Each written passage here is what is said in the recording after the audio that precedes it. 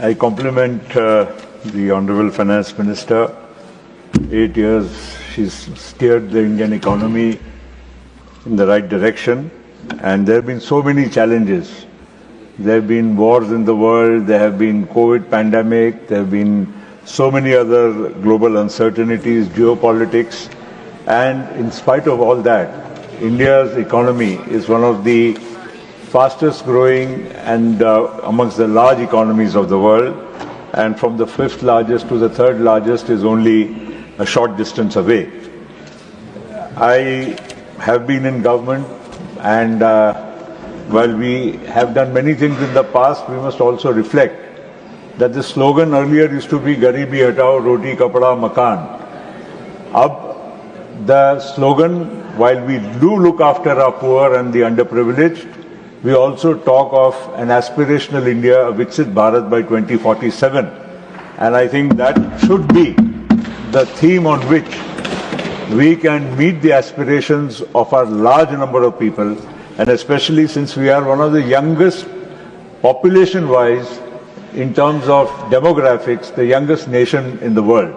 And many economies, many big countries are facing aging populations, and they have something to worry. India, because of its demographics, though we've had a difficult past, will certainly have a very bright future. So, ma'am, just as a layman, I would just say, if any one of us were to build a small house, is it easy to get a beldar, a mason? Is it easy to get a plumber, electrician? Why? The reason is, and you pay quite a lot. I'm not talking of Delhi and Mumbai, even in small places, small villages.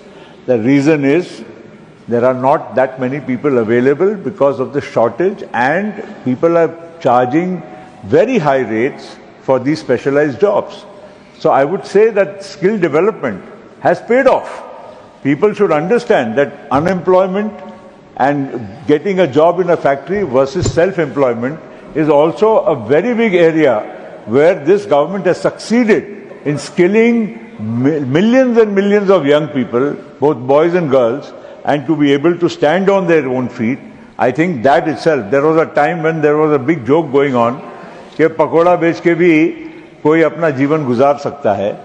वो एक मुहावरे को लोगों ने अलग अर्थ निकाला. But if you actually see today, you will not find people, even आपको अगर घास काटने के लिए गांव में भी अगर कोई मजदूरी के लिए कोई महिला को या बुलाने की कोशिश करोगे तो 500, 600, 700, 800 रुपया गांव में भी उसके बिना नहीं मिलते हैं. अरे आप छोड़ दीजिए दिग्विजय भाई, मैं भी छोटे गांव से आता हूं, इसलिए ये मत बोलिए. मैं ये इसलिए why I'm raising this issue is that when we talk of a Viksit Bharat, a developed Bharat, we also have to see, and especially unemployment is a big theme which continues in all our discourses. Unemployment, yes, people look at, want a factory job or want a blue or a white collar job, and that's why they are not able to all get a job at their call. That's a different thing. But now skilling has paid off. Look at in Gulf. When you go to entire Gulf, South India, my friend Britas just went away. He should be proud. His state has got the maximum number of people, educated, unskilled, skilled, both working in the Gulf. The entire economies of Kuwait, Bahrain, UAE, Saudi Arabia, and Qatar, and so on, are all dependent on the people who are going from Kerala and also from other parts, including your state, ma'am, Tamil Nadu. They are going there and finding a job, and they are sending more than 100. Yes, so you should be proud, JB. You are unable to provide, between you and the LDF, UDF, you are not able to provide jobs, and you are talking. Just relax. Just relax. Be patient and be willing to listen. Be willing to listen. I am not criticizing you. I was only saying, no, my time is much more. So Jairam, we have discussed now, you will not say anything. Anyway, my point is that when the economy is progressing, these are all visible changes and signs which you will see. Today you go to a village, I'm bringing it down to the lowest common denominator. आप किसी भी गांव में इस देश में चले जाइए, आज से 25 साल पहले उस गांव में कितनी गाड़ी थी, कितनी मोटरसाइकिल थी और कितने पक्के घर थे। आज कोई भी गांव अगर हमारे देश में, अगर कोई भी राज्य में, सूबा, कोई भी, इवन हम जो पिछड़ा हुआ सूबा कहने की कोशिश करते हैं, मैं किसी सूबे को पिछड़ा हुआ नहीं मानता हूं, वहां पर भी आपको लोगों के पक्के घर, प्रधानमंत्री आवास योजना और अन्य माध्यमों से आपको दिख रहे हैं। आपको एक गांव में 100 गाड़ी, 50 गाड़ी, 500 गाड़ी, आपको हर घर में एक 2 व्हीलर कम से कम, एक से ज्यादा भी होगी। ये सारी चीजें आज आपको दिख रही है कि नहीं दिख रही है? किसी के घर में आपको टेलीविजन, फ्रिज और ये सब चीजें, एयर कंडीशनर लग्जरी थी, आज कई लोगों के घर में आपको दिखती है। मेरा यही कहने का मतलब है कि कहीं ना कहीं जो आज जो प्रगति के चिन्ह है, ये आपको अपने गांव के जमीन से आपको नजर आते हैं। और इसीलिए आज जो सरकार के ओर से whatever the various schemes which are being reaching the people are showing excellent results. आज इंफ्रास्ट्रक्चर के मामले में इतना सारा मतलब जोरों से काम हो रहा है। National highways, expressways, both by state governments and by especially the National Highway Authority। आज जिस तरह से पोर्ट्स बन रहे हैं हमारे महाराष्ट्र में, आज सुबह एक क्वेश्चन में हम हमारे डेवलपमेंट की बात कर रहे थे, पोर्ट्स के बारे में, और हमारे पावर प्रोजेक्ट्स, न्यूक्लियर प्रोजेक्ट्स और ये सब चीजों को, ऑयल रिफाइनरीज हमारे ही स्टेट से न आने देने की साजिश होती है। और जब वो प्रोजेक्ट्स दूसरे राज्यों में जाते हैं तो ये बताया जाता है कि नहीं, ये प्रोजेक्ट्स यहां से भगाकर दूसरे राज्यों को दिए जा रहे हैं। हमारे सरकारों को बदनाम करने की कोशिश की जाती है। ये राजनीति नहीं तो और क्या है। विकास के नाम पर आज जिस तरह से इंफ्रास्ट्रक्चर का डेवलपमेंट हो रहा है, रेलवे में एक समय ऐसा था कि हम लोगों को ट्रेन पे बैठने का और टॉयलेट्स, बाकी सफाई, रेलवे स्टेशंस, आज आप देखिए अमृत भारत स्टेशन देखिए, आप रेलवे की देखिए, वंदे भारत ट्रेन देखिए, आपको ये सारी चीजों का आप परिणाम आज नजर आता है और उसका हमारे विकास में हमको नजर आता है। आज हमारी फूड सिक्योरिटी, अब कोई लोग बोलते हैं कि ये लोगों को अनाज क्यों दिया जा रहा है। अरे भाई, अनाज सड़ रहा था, अनाज चूहे खा जाते थे, अनाज का पिल्फरेज होता था, उससे हमारे किसी भी जरूरतमंद के पेट में अगर जाता है तो आपको क्या तकलीफ होती है। और इसीलिए आज शासन ने इतनी अच्छी योजना और अगले 5 साल तक आपको गारंटी दी है।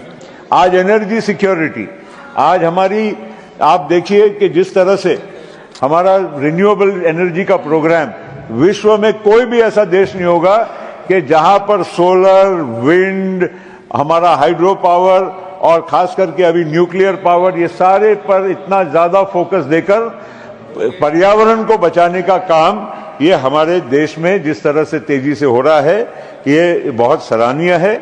और उसके लिए भरपूर मात्रा में हमारी अर्थव्यवस्था इसको ताकत और साथ देने के लिए तैयार है, तत्पर है।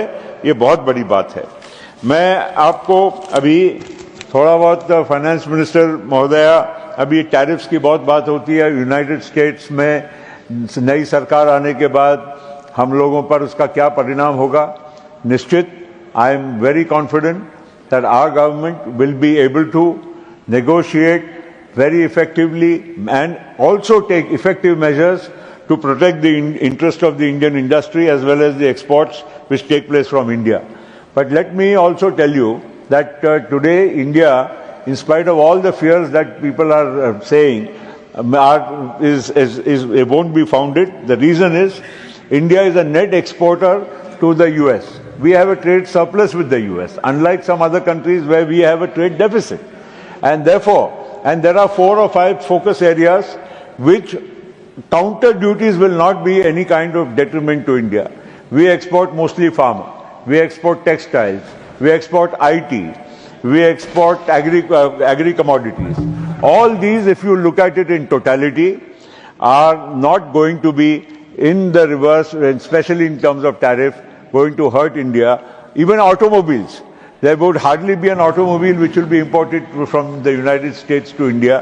Our automobile industry is very cost effective, it's robust, it is completely, I would say, manufactured and self-dependent in India. I don't see that kind of tariff really going to hurt the Indian economy. And our Chairman sir, thank you for joining while I am speaking. It's an honor that our chairman is here. And when we talk of trade wars and we talk of the global economy, sir, India is well placed. No matter what people say, our only one area of concern, and for which the government has been effectively taking steps, has been only on the oil security, where we have to import in large quantities because of the high consumption, which we now do thanks to because of the robust economy. We also need more oil. But I think the government, in spite of the geopolitics, has been able to source oil at a cheaper rate from many a source which are not available to many other countries. And I think the government needs to be complimented for that. And therefore, without going further, sir, I have taken a lot of time, but I will definitely say that there is a need for looking at strengthening our rural infrastructure, because at the end of the day, the farm infrastructure, the rural village infrastructure is still the backbone of the economy. People are moving to bigger cities only because they need further, avenues for making money. And also, therefore, the counter pressure that our cities are getting more and more congested. Cities are unable to handle the immediate influx of a large number of migration from the rural to the urban areas. I think the government's focus, and therefore the state governments also come into the picture. Everything can't be all the problems of Delhi or all the problems of Mumbai or any other city, Chennai or Bangalore, cannot just lie on the doorsteps of the central government.